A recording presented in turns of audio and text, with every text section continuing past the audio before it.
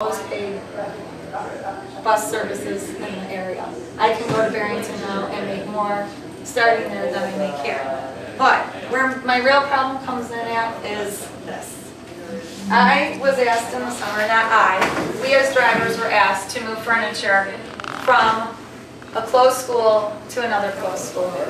So, being a single mom and wanting to make any kind of money that I can, I volunteered to do that for a mere $8 an hour.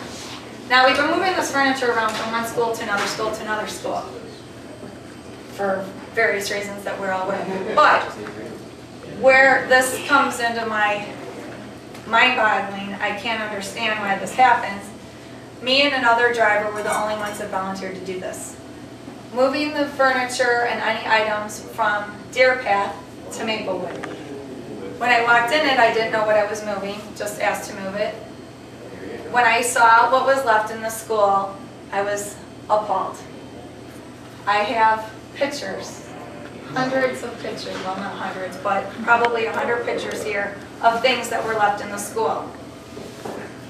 Most simply, copier paper. If you have copier paper at home and you're on a budget, are you going to go buy more copier paper? No. I was told by our operations, what is Steve Field's position? Operations coordinator, point blank to my face, nobody, and these are his exact words, nobody wants or needs these items. If you please take time to look through these, it's sickening. It's sickening the amount of items that were there that could be used. I'm an ECE driver, early childhood education driver. When I saw the stuff that was there, I knew for sure that people could use these items. Teachers could use this stuff. So here is a person that's an administrator that is now getting a raise, has had a pay freeze. A pay freeze and a pay cut are two separate things. I am below, I am making less, $2,000 less a year than I made 4 years ago. So I am struggling as a single parent. My kids are struggling in school. My son has 4 classes. He's got no art. Both of my kids excelled at art when they were younger. That is the only thing, unfortunately, that I've been able to take and make money with after graduating high school. I took a calligraphy class in high school, and that has made me money outside of my normal education. So we have no longer have art, but we have lots of art supplies that are in boxes sitting at a school that is growing mold.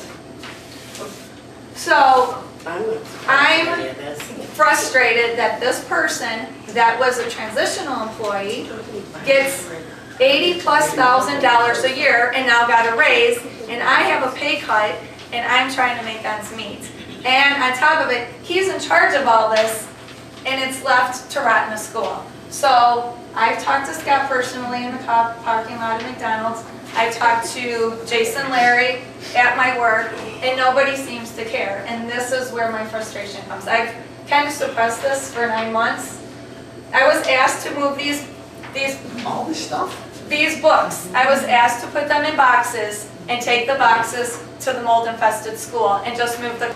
And you thought that it was Christmas for those teachers there. I'm Jen Miller. I teach at Deer Path and Cary Junior High, and you should have seen all the teachers. We just swarmed. We were going through all these books, picking out things that we wanted to use in our classrooms, and it was just amazing. Like you said, it was like Christmas. And he was telling you We were getting all these free supplies. He was telling me to move them from Prairie Hill to Maplewood.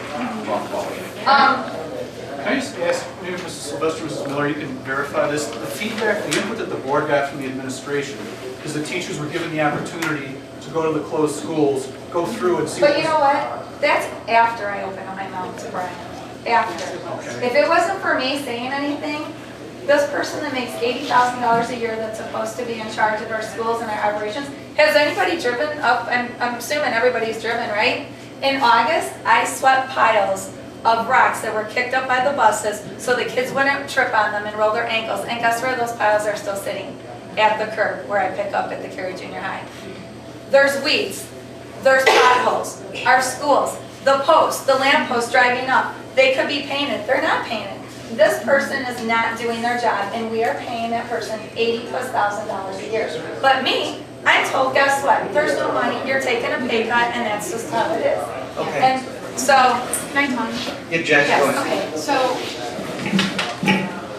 everybody hear me? I am absolutely disgusted by that. I had a meeting at the junior high, maybe like a year ago, with one of the teachers who graciously took me down to the art room and said, look at this. And piles and piles and piles of textbooks. And all I could say is, well, what is that? We're told that we can't use this anymore for whatever reason. It was some bizarre reason. And it just, the art room isn't being used anymore, so that's where all the crap kind of went. And I think that was the real turning point for me to get involved in this, because that just broke my heart. And thank you so much for having photographic evidence. I have talked with some teachers, and it was over the summer, and I said, why don't you guys go get this? And she said, oh, we got an email after the fact, it's summer break, after the fact, and said, follow the procedures we now have in place.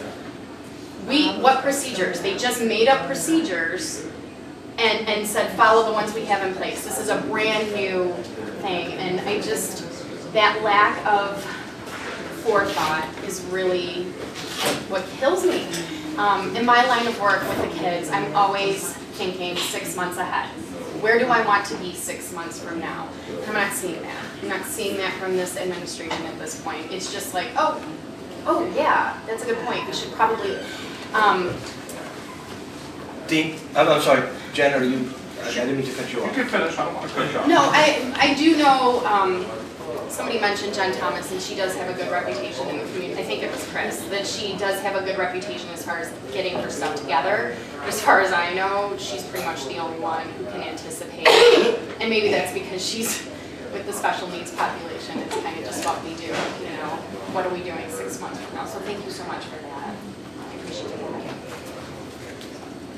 To go back, and I really wish I had gotten a chance to go to Maplewood. Unfortunately, the 2-day span where they had opened it up to come on in, take materials, I was moving. So literally, by the time I finally got done moving, 2 towns over, and I sat down and I'm like, oh, okay, I've got, all right, thing at Maplewood is happening, and it ended an hour ago. So literally, it was bad time for me. But I would just really like to see, like on a Teacher Institute day, to just have an hour, like for the administration to say, okay, go in shifts throughout the day so we don't have 4 buildings going at once. But just give us a time, go over there, take whatever you need, bring it back.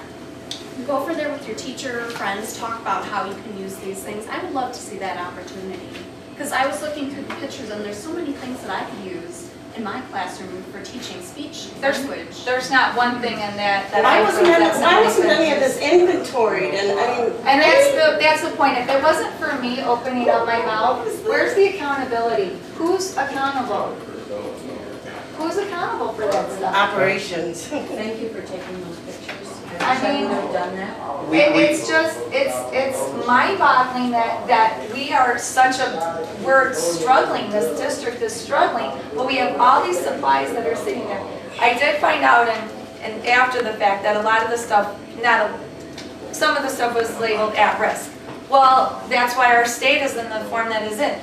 If it's labeled at risk, it's granted to the at-risk program. Cary no longer has an at-risk program. So these are all items that ECE students could be using, but because it's granted to at-risk, it can't be used by ECE. That's just crazy. So if that's the way the paper trail has to work, then pick up the phone and call the state and say, I have these items sitting here, we can no longer use them, please come and get them. So another school, and our tax dollars through the state, aren't buying those same items for another school.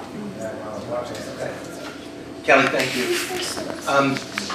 Dean, did you, Oh yeah, brand new bath books that my son didn't have for 3 months out of the year. and we do have copies of that, and we'll be posting those pictures along with everything else on the site, so for anybody who's interested. I'm sorry, go ahead, Dean. I just have a question. Obviously, you know, some key findings have come up, but